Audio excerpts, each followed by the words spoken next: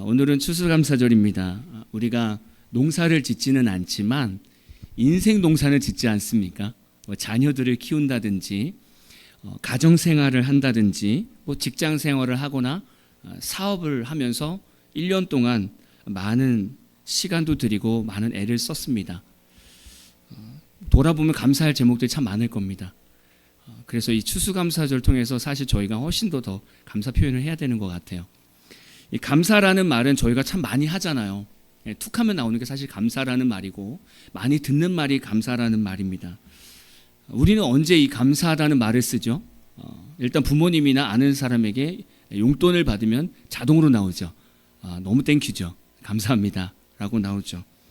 또 힘든 일을 하고 있을 때 생각지도 않은 도움을 받을 때 완전 고맙죠. 그래서 감사하다고 고백합니다. 또 어떨 때는 누군가에게 양보를 받거나 배려를 받을 때도 감사하다는 표현을 합니다. 또 누군가에게 교육을 받거나 훈계를 받을 때도 감사 표현을 합니다. 사실 우리는 이 감사하다는 표현을 자주 해야 돼요. 제가 감사라는 이 단어의 의미를 좀 찾아보니까 더더욱 많이 표현해야 되겠더라고요. 먼저 한자로 한번 생각해 봤어요. 한자로 감사라는 한자를 한번 생각해 보니까 거기서 감자는 느낄감이더라고요. 그래서 온전하다, 다하다라는 함자와 마음 심자가 합쳐진 한자입니다. 그래서 온 마음으로 느끼다라는 것이 느낄감이고, 이거의 의미는 외부 자극에 반응하여서 마음이 감동받은 상태를 표현합니다. 사자는 살해할 사자입니다. 말씀 원자와 쏠사, 이게 합쳐진 단어입니다.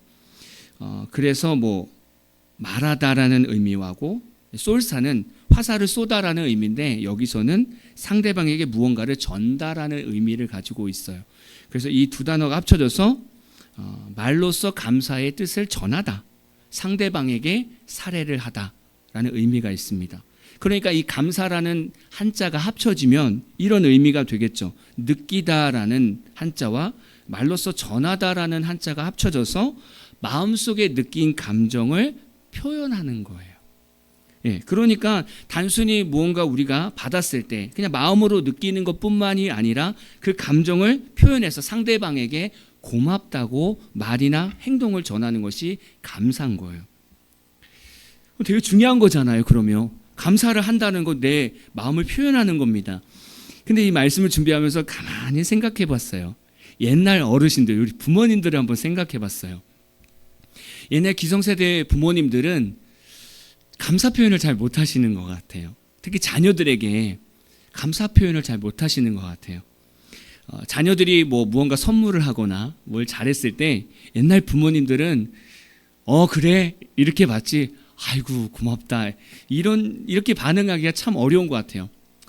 그때를 생각해 보면 어르신들이 감사 표현을 했던 이렇게 배웠던 그런 시절이 아니잖아요. 어렵게 사시던 때다 보니까 더 표현을 못했던 것 같아요.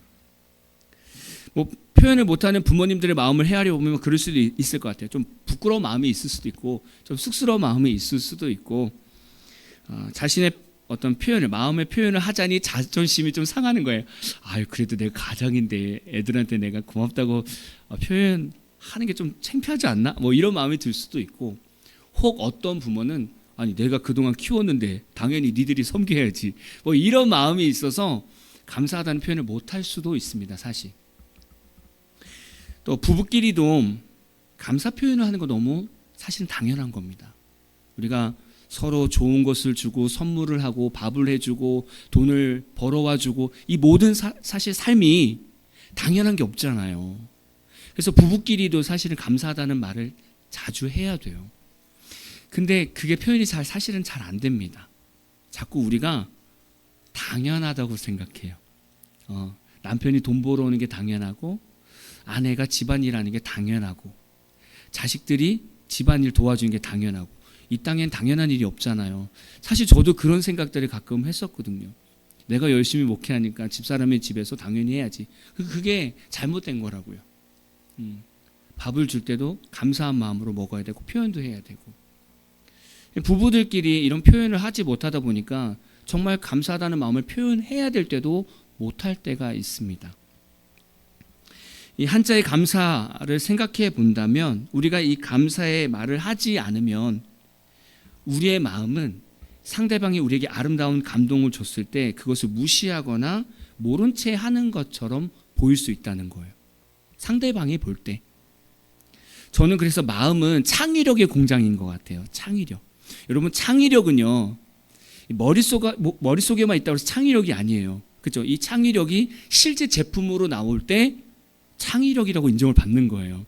머릿속에만 있으면 망상이 될 수 있습니다. 근데 그게 실제 제품으로 나와요. 창의력이 있다. 이렇게 표현되잖아요.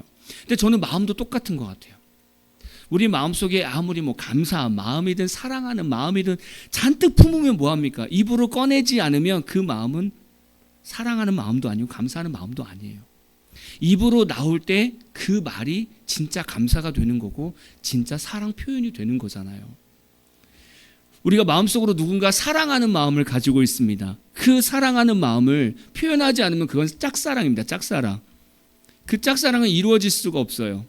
혼자 그냥 끙끙대면서 사랑하다 보면 어느 순간 상대방은 다른 사람이 고백해서 낚아채 가요.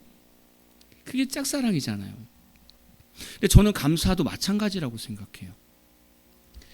우리 마음으로 수도 없이 감사한 마음을 품고 있어도 입으로 고백하지 않으면 그거는 온전한 감사가 될 수 없다. 그래서 우리는 늘 입으로 감사 표현을 해야 된다.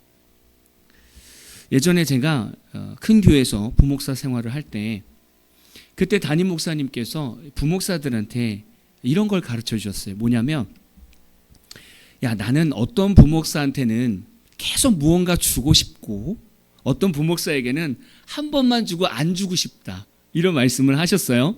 그러면서 뭐라고 표현하냐면 무언가를 줬는데 아무 메시지가 없는 거예요. 문자도 없고 아무것도 없는 거예요.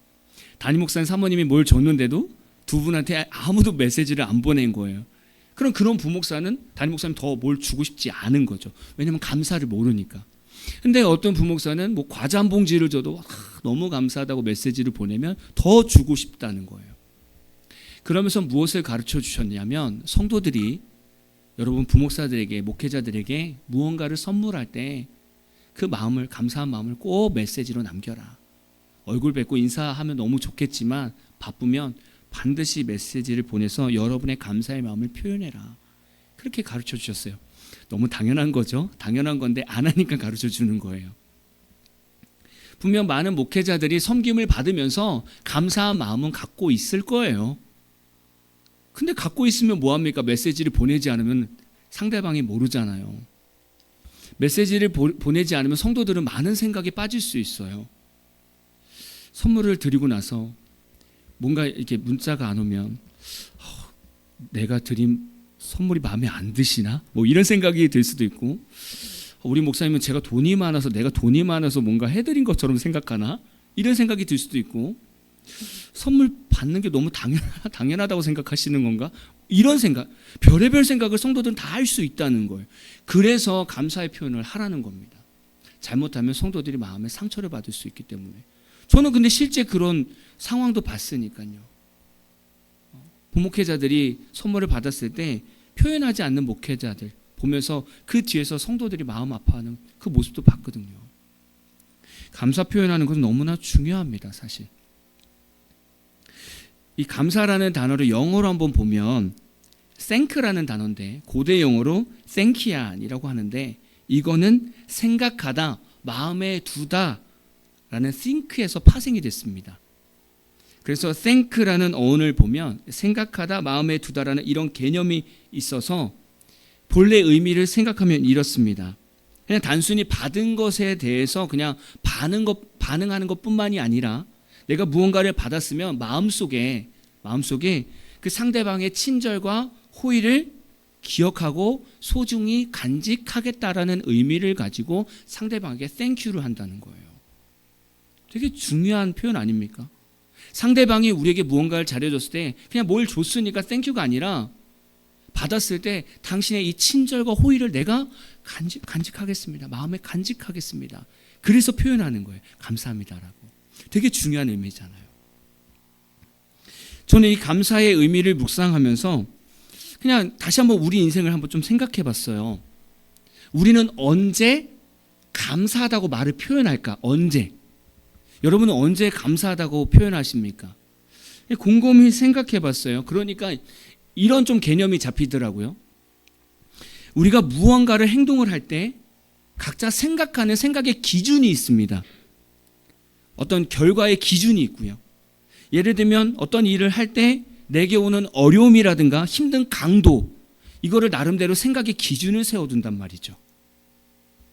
우리가 그 생각을 가지고 살아갈 때 누군가의 도움을 받아서 내가 생각했던 기준보다 덜 힘들면 땡큐가 나오는 거예요. 근데 내가 생각했던 기준보다 더 힘들면 원망과 불평이 나올 수도 있는 거예요. 그러니까 저마다의 생각의 기준이 있는 거예요. 거기서 내가 감사를 할 것인가 원망 불평을 할 것인가, 이게 나오더라는 거예요. 예를 들어 볼까요? 어떤 학생이 평소에 점수가 평균 80점입니다. 아무리 열심히 공부해도 평균 80점인 거예요. 근데 좋은 학원을 좀 알게 돼서 선생님의 도움을 받았습니다. 잘 보완해서 기말고사 때 딱 시험 보니까 평균 90점이 된 거예요. 여러분, 이 학생과 이 부모님은 어떨 것 같아요? 넘치는 감사가 나오지 않겠습니까? 이거 너무 감사하죠. 막 선생님 찾아가서 너무 감사하다고. 왜냐하면 부모하고 학생이 본인들이 생각할 때 항상 얘는 80이야. 날밤 새도 80이야. 근데 선생님이 손을 대서 가르쳐 주니까 90이 된 거예요. 자신들의 생각보다 좋은 결과가 왔기 때문에 진심으로 감사를 하게 되는 거죠. 이해가 되시죠? 또 이런 것도 있습니다. 여러분이 혼자서 마트에서 장을 봤어요. 근데 너무 오버해서 장을 봤어요. 짐이 너무 많은 거예요. 벌써부터 생각이 깝깝해진 거예요. 이걸 차에다 실는 것도 깝깝하고, 아파트 주차장에서 짐을 내리고 이걸 엘리베이터 앞에 가서 그걸 엘리베이터에다 싣고 집 앞에 또 현관문에다 갖다 놓고 현관문 열어서 냉장고에 넣을 거 생각하니까 벌써부터 지치는 거예요. 이제 짐을 실어서 이제 아파트 주차장에 갔습니다. 딱 짐을 내리려고 하는데 옆집 아저씨를 만났네요. 옆집 아저씨가 같이 내려주고 엘리베이터까지 같이 가주고 심지어는 같이 실어주시고 현관문 앞에까지 같이 내려주신 거예요. 여러분, 그 옆집 아저씨한테 여러분 대충 감사하겠습니까? 아니잖아요. 정말 감사합니다. 왜요? 여러분이 생각했던 힘든 기준이 있었잖아요. 근데 그것보다 안 힘들었잖아요. 그러니까 더 진심 어린 감사가 나올 수밖에 없는 거죠. 우리는 이런 기준을 가지고 있다는 거예요. 그러니까 감사를 잘하는 건 그 사람 생각이 긍정적이라는 거예요. 감사를 잘하는 사람은 그 사람 마음속에 상대방의 수고를 인정하는 겸손한 마음이 있다는 거예요. 그러니까 감사를 잘하는 사람은 괜찮은 사람인 거예요. 그렇다고 한다면 우리가 이걸 신앙생활로 한번 가져와 봤으면 좋겠어요. 우리가 하나님의 자녀가 되었음을 감사하잖아요. 하나님의 자녀로 불러주셔서 너무 감사해요. 우리가 이 감사를 하는데, 이 감사 표현을 하는 데 있어서의 마음의 전제 조건이 뭐냐 이거죠. 아까 우리가 기준이 있다고 얘기했잖아요. 우리가 하나님의 자녀로 불러주셔서 감사합니다. 이 고백을 할 때 우리의 생각과 마음의 기준, 전제가 뭐냐 이거죠. 성경적인 이론이 아니라 내가 주님 앞에서 내 마음과 생각에서 죄인임을 진심으로 고백하는 마음이 있어야 되는 거예요. 그 기준이 있어야 되는 거예요. 그리고 그리스도의 십자가, 은혜가 우리 생각의 기준을 뛰어넘는 놀라운 하나님의 사랑이라는 것을 인정해야 돼요. 그리고 그 놀라운 은혜를 내가 받을 수 없는 존재인데 받았다라는 것을 인정해야 돼요. 이 마음이 있을 때 우리가 하나님한테 하나님 자녀로 불러주셔서 감사합니다. 이게 진심 어린 감사가 나온다는 거예요. 이 모태신앙이 이게 좀 어렵잖아요. 왜냐하면 어렸을 때부터 늘 자라오면서 예수님이 나를 위해 죽으셨어. 저도 모태신앙이거든요. 하나님 나를 위해서 죽으셨어. 너무 습관적으로 들었던 거예요. 그러니까 진짜 이 감사가 진짜 감사인 건 우리 돌아봐야 돼요. 내 마음의 기준이 정말 그렇게 잘 되어 있는가. 오늘 본문 말씀에서 보니까 사도 바울이 하나님께 끊임없이 감사한다고 고백을 해요. 사도 바울이 데살로니가 성도들에게 왜 하나님께 끊임없이 감사하는지 표현하고 있는데 왜 그렇습니까? 오늘 본문 말씀 볼까요? 데살로니가전서 2장 13절 다시 한번 같이 읽어볼까요? 시작. 이러므로 우리가 하나님께 끊임없이 감사함은 너희가 우리에게 들은 바 하나님의 말씀을 받을 때에 사람의 말로 받지 아니하고 하나님의 말씀으로 받음이니 진실로 그러하도다. 이 말씀이 또한 너희 믿는 자 가운데서 역사하느니라. 아멘. 사도 바울이 무엇이 감사의 제목이었습니까? 데살로니가 교회 성도들의 삶을 보니까 그래요. 바울이 그냥 사람의 말로 복음을 전했는데 그게 사람의 말로 받지 않고 하나님의 말씀으로 받아들였다는 거예요. 근데 사도 바울이 하나님께 이렇게 감사할 수 있는 이유가 있어요. 그 앞에 데살로니가전서 1장 6절에서 10절 새 번역 성경으로 보면 이렇습니다. 여러분은 많은 환난을 당하면서도 성령께서 주시는 기쁨으로 말씀을 받아들여서 우리와 주님을 본받는 사람이 되었습니다. 그리하여 여러분은 마게도냐와 아가야에 있는 모든 신도들에게 모범이 되었습니다. 주님의 말씀이 여러분으로부터 마게도냐와 아가야에만 울려 퍼진 것이 아니라 하나님을 향한 여러분의 믿음에 대한 소문이 각 처에 두루 퍼졌습니다. 그러므로 이것을 두고는 우리가 더 말할 필요가 없습니다. 그들은 우리를 두고 이야기합니다. 우리가 여러분을 찾아갔을 때에 여러분이 우리를 어떻게 영접했는지, 어떻게 해서 여러분이 우상을 버리고 하나님께로 돌아와서 살아계시고 참되신 하나님을 섬기며 또 하나님께서 죽은 사람들 가운데서 살리신 그 아들, 곧 장차 내릴 진노에서 우리를 건져주실 예수께서 하늘로부터 오시기를 기다리는지를 그들은 말합니다. 이게 뭐냐면 그냥 바울은 교회를 세웠어요. 데살로니가 교회를 세우고 복음을 전해래. 이들이 너무 잘 성장한 거예요. 그래서 이들의 신앙이 모든 이들에게 모범이 되는 거예요. 그 소문을 들을 때마다 너무 감격이 되는 거예요. 어떻게 이들이 이렇게 설 수 있지? 자기는 그냥 인간적인 말만 전한 거예요. 그냥 인간적으로 복음을 전했을 뿐인데 하나님은 그 바울, 그 전도 사역을 하나님이 들어 쓰셔서 오히려 하나님이 성장시켜 주셨다는 거예요. 신앙의 모범으로 세워주셨다는 거예요. 그러니까 그 소문을 들을 때마다 사도 바울이 얼마나 하나님께 감사하겠습니까? 내가 한 게 뭔데? 아무것도 없는데 어떻게 이 복음을 듣고 이 성도들이 이렇게까지 성장했을까? 하나님 너무 감사합니다. 너무 감사합니다. 그렇게 고백하게 되더라는 거예요. 오늘 본문 말씀을 보면서 목회하다 보니까 조금은 사도 바울의 마음을 조금은 이해하게 된 것 같아요. 저도 이렇게 여러 교회를 다니면서 제자 훈련을 했었습니다. 여러 사람들 제자 훈련을 하게 되는데 신앙의 기초부터 또 성장 과정 또 그 안에서 삼일체 하나님도 서로 알아가는 그런 시간을 갖는데 사실 옆에서 볼 때는 그냥 옆에서 바라볼 때 이 제자 훈련은 그냥 신앙생활 매뉴얼을 가르쳐 주는 것 같고 그냥 말씀을 조금 배우는 것처럼 보여요.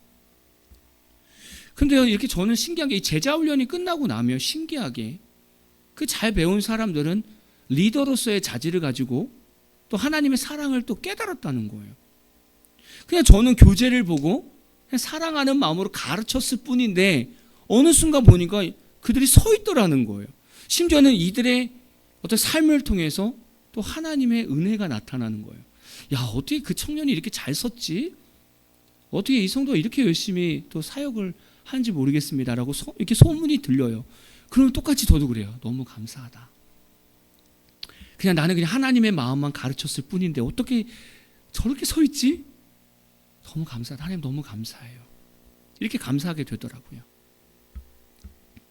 우리가 오늘 감사에 대해서 말씀을 나누고 있는데 우리가 좀 생각의 전환을 좀 했으면 좋겠어요. 우리가 어떤 감사를 해야 될까? 어떤 감사? 저는 첫 번째로 다른 사람이 잘된 것에 감사할 수 있어야 된다라고 말씀드리고 싶어요. 다른 사람이 잘 됐을 때. 사실 우리를 통해서 누군가가 잘 되면 감사하기가 참 어려운 것 같아요. 그래서 속담도 있잖아요. 사촌이 땅을 사면 배가 아프다고. 아니 왜 배가 아픕니까? 여러분 사촌은 가까운 친척이잖아요. 가까운 친척이 땅을 샀는데 왜 배가 아프냐고요. 뭘 잘못 먹었겠죠. 왜 배가 아픕니까? 근데 그럴 수 있다는 거예요. 사람들은 내가 잘 되는 걸 원하지 다른 사람들이 잘 되기를 원하지 않는다는 거예요. 근데 예를 들면 만약에 여러분이 사촌을 위해서 열심히 중보 기도를 한 거예요. 심지어는 정보도 주고요. 도움도 줬어요. 어려우니까. 그런데 사촌이 진짜 대박이 난 거예요. 사업이 너무 잘 된 거예요. 막 돈도 막 들어오고. 근데 물론 여러분한테 밥 한 번도 안 산 거예요. 얼마나 괘씸합니까? 여러분 이 상황에 정말 여러분이 그 사촌이 잘 된 것을 보면서 진짜 하나님께 감사할 수 있겠냐라는 거죠. 이걸 한 번쯤 좀 생각해 봐야 돼요. 우리는 중보기도하는 사람들이 많거든요. 도와주는 사람들이 많단 말이에요. 그들이 잘 됐을 때 우리가 진심으로 축하하고 진심으로 하나님께 감사할 수 있겠는가라는 거죠. 사실 마음적으로 좀 힘들 수 있습니다. 열심히 기도해주는 나는, 열심히 도와줬던 나는 여전히 힘든데 도움받은 성도가 더 잘 된 거예요. 여기서 하나님께 과연 감사할 수 있을까? 참 어려운 주제죠. 근데 우리는 이 상황에서 감사할 수 있어야 됩니다. 이때 우리가 하나님께 감사할 때는요, 놀라운 고백이 됩니다. 첫 번째는요, 이때 우리가 감사 기도하면 하나님께서 나의 기도를 들으시고 역사하셨다라는 것을 인정하는 기도가 돼요. 하나님, 내 기도 들어주셔서 감사해요. 정말 아름다운 기도죠. 두 번째는 자신을 통해서 자신이 축복의 통로가 되게 하심에 감사, 나를 써주심에 감사하는 기도가 돼요. 그리고 세 번째는 내가 사촌을 진심으로 하나님의 사랑으로 사랑했구나라는 것을 확증하는 기도가 돼요. 기도 못하면 내가 사촌을 사랑하지 않은 거예요. 근데 내가 기도할 수 있는 건 내가 진심으로 그 사람이 잘 되기를 바라는 마음으로 기도했던 거예요. 그래서 하나님께 감사할 수 있는 거예요. 되게 중요한 기도 아닙니까? 그럼 이렇게 해서 내 기도를 통해서 누군가는 잘 됐어요. 그럼 여러분은 아무것도 없는 겁니까? 그렇지 않다는 거예요. 저는 오히려 이렇게 옆에서 중보기도 해주고 도와줬던 오히려 여러분들이 훨씬 더 하나님 앞에 큰 은혜를 받은 사람들입니다. 앞으로 더 큰 은혜를 누릴 수 있는 성도가 된 거죠. 그래서 하나님을 기대할 수 있는 거예요. 여러분, 살다 보면 이런 일이 있을 수 있어요. 그래서 생각의 전환이 필요합니다. 나 이럴 때 진심으로 감사해야지. 나 빼고 옆에 사람들 다 잘 돼도 진심으로 감사해야지. 항상 늘 품고 있어야 돼요. 마지막 두 번째는 감사할 수 없는 상황에서 감사해야 되죠. 우리가 늘 하는 말씀이기는 합니다. 사실 앞에서 우리가 나눴던 말씀은 내 삶 가운데 좋은 일이 있을 때 당연히 감사할 수 있죠. 그다음에 나로 인해서 누군가 잘 됐어. 이것도 감사할 수 있죠. 근데 이 마지막 주제는 어려운 주제입니다. 우리가 인생 살면서 늘 좋은 일만 있는 건 아니잖아요. 슬픈 일도 있고요. 절망 가운데 빠지는 일들도 있잖아요. 말 그대로 크리스찬이라서 죽지 못해 사는 사람도 있을 수 있잖아요. 그런 어려움 가운데 있을 때 과연 우리는 어떻게 하냐 이거죠. 정말 말로 표현할 수 없는 어려움에 빠졌을 때 이런 성도는 과연 감사할 수 있는가? 데살로니가전서 5장 18절 범사에 감사하라. 이것이 그리스도 예수 안에서 너희를 향하신 하나님의 뜻이니라. 데살로니가전서 5장 18절 말씀 보니까 범사에 감사하래요. 사실 우리가 신앙생활하면서 이 범사에 감사하라 이 말씀이 우리 발목을 잡아요. 아니 힘들 때 좀 여지를 주면 얼마나 좋아요. 이 말씀이 아니라 너에게 좋은 일이 있을 때만 감사해라. 너로 인해서 다른 사람이 잘 되면 감사해라. 이런 구절만 있으면 얼마나 좋습니까? 근데 범사에 감사는요, 안 좋은 일이 있을 때도 감사하라는 얘기거든요. 그러니까 신앙생활이 어려운 거예요. 힘들고 어려울 때 이 말씀이 우리를 얼마나 괴롭히는지 몰라요. 감사해. 여러분, 우리가 한번 최악의 상황을 한번 생각해 보자는 거예요. 만약에 여러분 자녀 중에, 저희 자녀는 없습니다. 여러분 자녀 중에 전교 1등 하는 자녀가 있는 거예요. 예를 들어서 모의고사를 보면 학교에서 늘 거의 만점인 거예요. 근데 이 아들이 수능을 본 거예요. 지난번에 이제 수능이었죠. 수능을 보는데 2번 항목부터 한 칸씩 밀려서 답안지에 마킹을 한 거예요. 그래서 한 과목의 점수가 10점 나온 거예요. 벌써 생각만 해도 거의 최악 아닙니까? 여러분, 이런 상황이 벌어졌을 때 이 학생과 이 성도님, 이 부모, 여러분 하나님께 감사해야 됩니까? 아니면 조금 텀을 줘서 좀 기다려줘야 됩니까? 좀 야속한 말씀일 수도 있지만 바로 감사해야 돼요.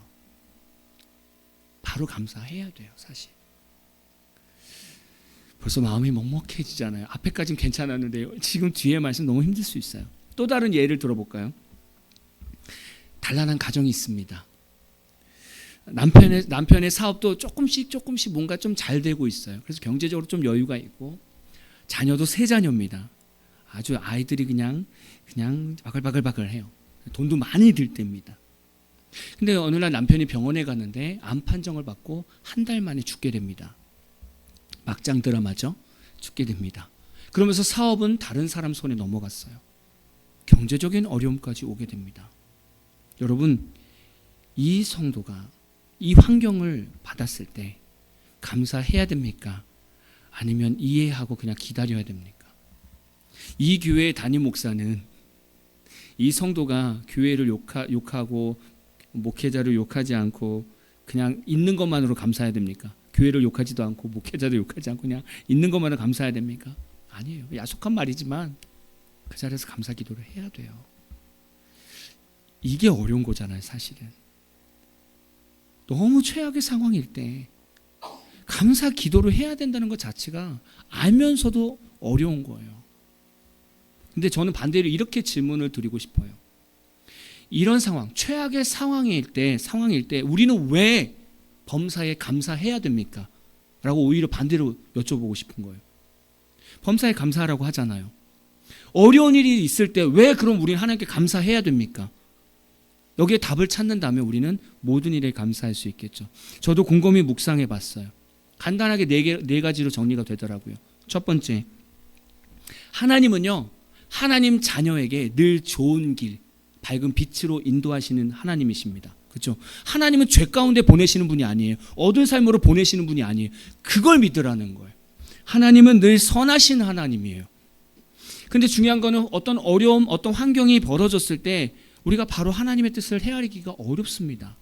그러니까 그냥 늘 선하신 하나님을 믿고 고백하자는 거예요. 하나님 감사합니다. 감사의 기도가 하나님께는 늘 선하신 하나님입니다 라고 고백하는 것과 같다는 거예요. 두 번째, 어려운 문제 앞에서 감사로 고백하면 이 감사 고백은 하나님께 어떻게 드려지느냐? 하나님, 모든 문제가 하나님의 뜻 안에서 온전히 회복될 줄로 믿습니다라는 믿음의 고백의 기도로 올려진다는 거예요. 여러분, 우리가 문제가 있을 때, 어려움이 있을 때 교회에 와서 하나님 맡겨놓습니다. 하나님 맡겨놓습니다. 얼마나 많이 기도합니까? 근데 뭘 맡겨놔요? 교회 가면 다 싸집어서 다시 가는데 뭘 맡겨놓습니까? 근데 그 모든 거를 해결하는 게 감사 기도라는 거예요.